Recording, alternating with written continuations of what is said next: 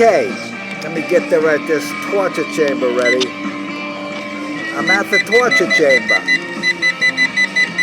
Ah man, alright, I'll be glad when this is over.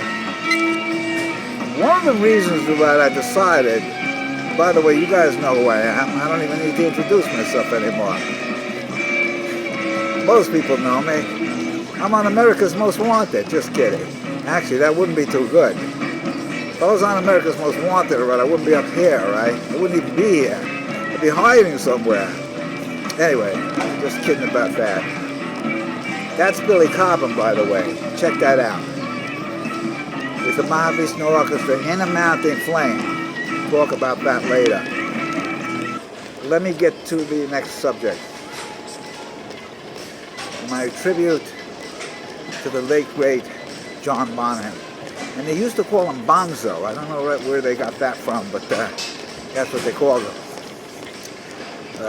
He did a thing called Bonzo's Montrex. That was. But let me talk a little bit about his playing. Now, I have stolen a lot of things from John Bonham, definitely. The Bonham triplets. I wrote a lot of stuff. When I was, this is just a commentary in terms of my teaching career, which I really was proud that I had. And I'm back doing it again. But when I first began teaching, the biggest demand that young drummers had was they wanted to be able to play like John Bonham. And they wanted to be able to play those songs. So I wrote many developments built off of a lot of his work. Like the Immigrant Song Fields, the Bonham type triplets, the power triplets that he did, many of the fills.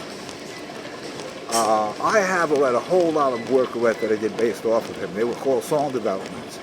But I don't want to talk about that. But I'll tell you, right, it influenced a lot of my writing. And, I even wrote, it was an amalgamated solo. I lost the transcript. But the solo, it remains on CDs that, fortunately, I stored away. The tapes were thrown in a garbage can. Those people will pay eventually. Anyway, you guys know that.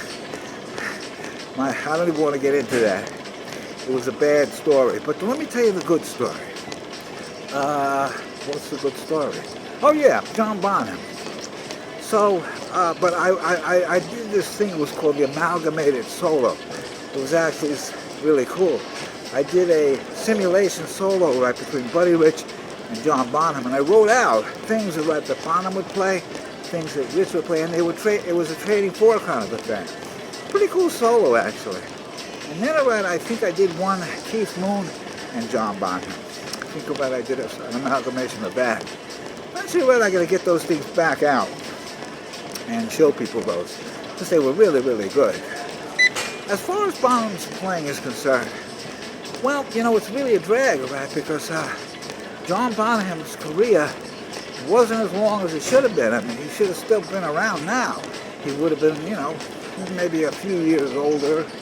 But still, the other guys from Zeppelin are still around, and they still produce and whatnot. But Bonham's sound was so incredible that when Bonham passed away, Zeppelin never reunited with another drummer. They did some reunions with John Bonham's son, Jason, who's a really tremendous force. Phil Collins, I think, who played a couple of those dates. I'm not sure if anybody else did. Maybe Kenny Aronoff might have joined Jimmy Page at one time, but they never got back together.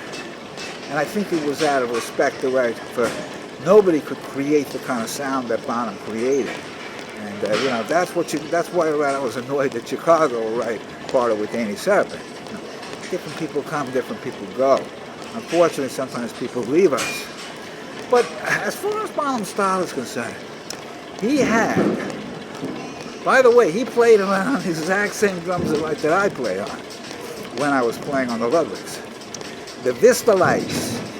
He had that sound. He made that famous. His drums, I think, were orange, but they were see-through. John Bonham never played on a large kit. He always had, the 1/4 tom-tom. I think he might have had 2 4 tom-toms. I'm not sure, but he had a timpani behind him. He had a gong, and that was pretty much it. He was really right, I guess, because he was just he played like a lot of the beats and stuff, but he was a pretty busy drummer. I mean, he did some fills right that were out of this world for that time. One of the things about Bonham's playing is that I have found is it was kind of funky. It wasn't the right, like the standard English beats that were coming out of England at that time. It was a little bit more progressive. And, you know, there were those triplets that he did with the foot.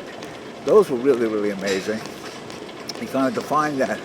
Don't know too much about his history because, unfortunately, John Bonham, I don't think he was ever interviewed.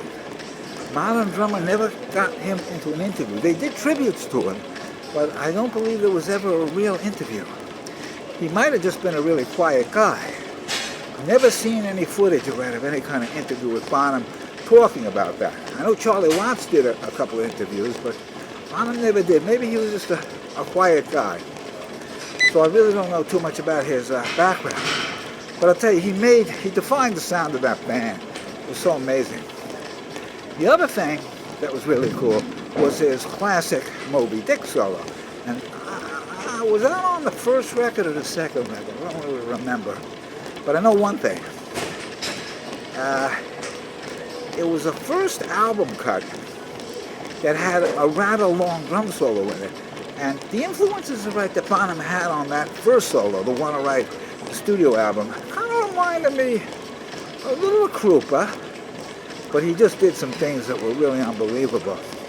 He did the thing where he muffled the drum to make it sound higher. I don't know if he did it with his hand or his elbow because I never saw footage on that. He also played the timpani. Did some things on that. When he did the solo, the Moby Dick solo live on Song Remains the Same, that solo, there were some triplets there. Dam, ba-bam, bam, bam, ba-bam. I wrote them, by the way, in the song development of the Moby Dick solo. And I wrote that one, and that was actually sort of like a Bobby Colomby type triplet. Really originated more from Buddy Rich and Gene Krupa. So I have a funny feeling that Bonham might have listened to Gene Krupa. Well, I know one thing. Bonham sounded more like Gene Krupa than Buddy, because Bonham wasn't lightning fast, but he was really, really fast. I mean, he could definitely get around the drum kit. Unbelievable.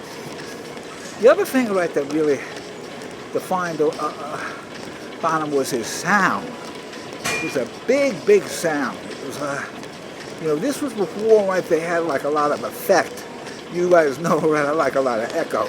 I got that from enjoying Bonham's drums because he had that natural echo.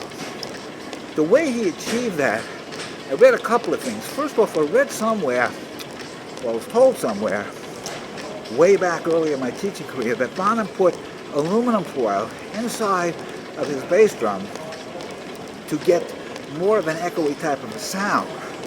Now, I don't know if that's true, but I was told that. The other thing, Bonham's bass drum was pretty big, and his tom-toms were sort of oversized. They were really big, big, big tom-toms. I don't know the exact size.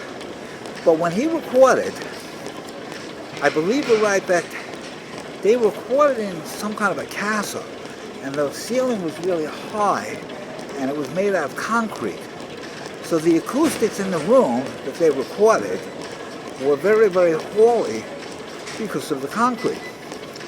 Another story I heard somewhere, is some guys would use the acoustics of the room to create different sounds. This has nothing to do with John Bonham, but I read somewhere that, and I know a couple guys that did this, that they played their guitar in a restroom where there are tiles for that natural ambience of the room. And I think Brian May did that. And I know, the guy that I worked with did that. He actually wanted to record his tracks in the restroom at the recording studio. But that's how Bonham got that huge, giant drum sound. And there was another version of a drum solo that he did. It was called Over the Top. But I'll tell you one thing. When John Bonham played in concert, he definitely expanded. He would improvise a little more, got a little busier, did different type roles. There's a lot of bootlegs of John Bonham out there. And if you can find them,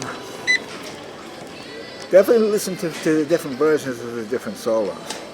So anyway, that's my story on John Bonham. And though, you know, the last album was called Coda. And it was really kind of a cool thing because what Zeppelin did was they decided to dedicate that album to the end of the era of Led Zeppelin. And there was a thing on there called Bonzo's Montrex. It was something that he did in the studio where he was kind of playing drums and then timpani. And find it and listen to it. It's a really, really fantastic piece. It's not really that long, but it was really, really amazing. And I'll finish with this. Da da da da da da da da da, and that was the beginning of Moby Dick. His rhythms were so funky. I mean, he influenced everybody. He influenced me, that's for sure. And if it wasn't for him, I probably wouldn't have had such great experience in teaching because I taught a lot of his concepts and it made me a better teacher and it made a lot of my students better drummers as well. So I'll leave it at that.